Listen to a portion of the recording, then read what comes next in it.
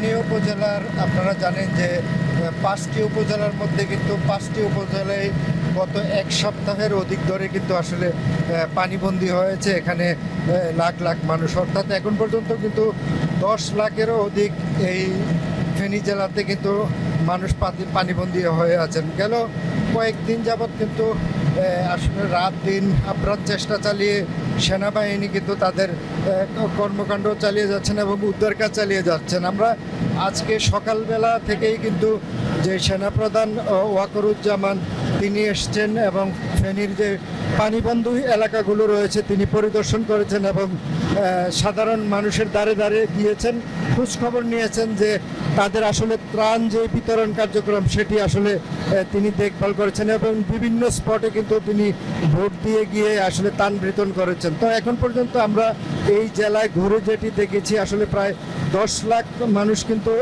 পানিবন্দী, এর মধ্যে সেনাবাহিনীর দেওয়া তথ্য মধ্যে এ পর্যন্ত কিন্তু তারা ২১,০০০ নারী পুরুষকে বিভিন্ন পানিবন্দী এলাকা থেকে উদ্ধার করেছেন। নিশ্চয়ই দেখতে পাচ্ছেন আপনারা এখানে কিন্তু আসলে পাখির চোখে যত দূরই যায় শুধু পানি আর পানি, অর্থাৎ গত কয়েকদিন আগে ফেনী যে মুহুরী নদী রয়েছে সেই মুহুরী নদীর বাঁধ ভেঙে কিন্তু অর্থাৎ ভারতীয় উজানের ঢল এসে আজকে এই ফেনী জেলার এই অবস্থা। এবং পাশাপাশি কিন্তু এখন ফেনী জেলাতে গত কয়েকদিনের তুলনায় আজকে কিন্তু পানি অনেকটাই কম, কিন্তু এখনও অনেক এলাকায় কিন্তু মানুষ পানিবন্দী হয়ে আছে এবং অনেক এলাকায় কিন্তু দুর্গম হওয়াতে আপনারা জানেন যে আসলে এইসব এলাকার মানুষ কিন্তু এই যে বন্যা কবলিত বিষয়টির সঙ্গে আসলে তারা ওতপ্রোতভাবে জড়িত না। আসলে কখনো কখনো যদিও এসব এলাকায় এর আগে বন্যা হয়েছে তবে এত বৃহৎ আকারে কিন্তু হয়নি। আমরা কথা বলেছিলাম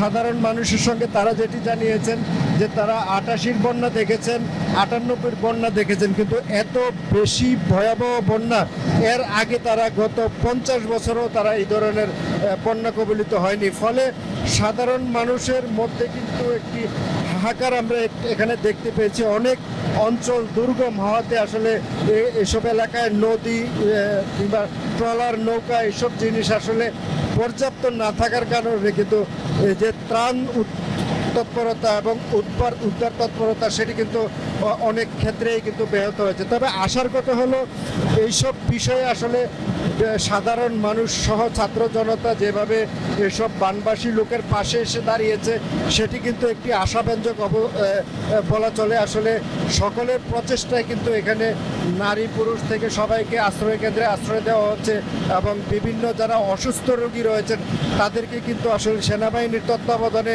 প্রতিদিন ৬টি হেলিকপ্টারে তারা অনবরত ত্রাণ নিয়ে আসছেন এবং বিভিন্ন যারা জরুরি ভিত্তিতে তাদের স্বাস্থ্যসেবা প্রয়োজন তাদেরকেও আসলে বিভিন্ন হাসপাতালে নিয়ে যাচ্ছেন।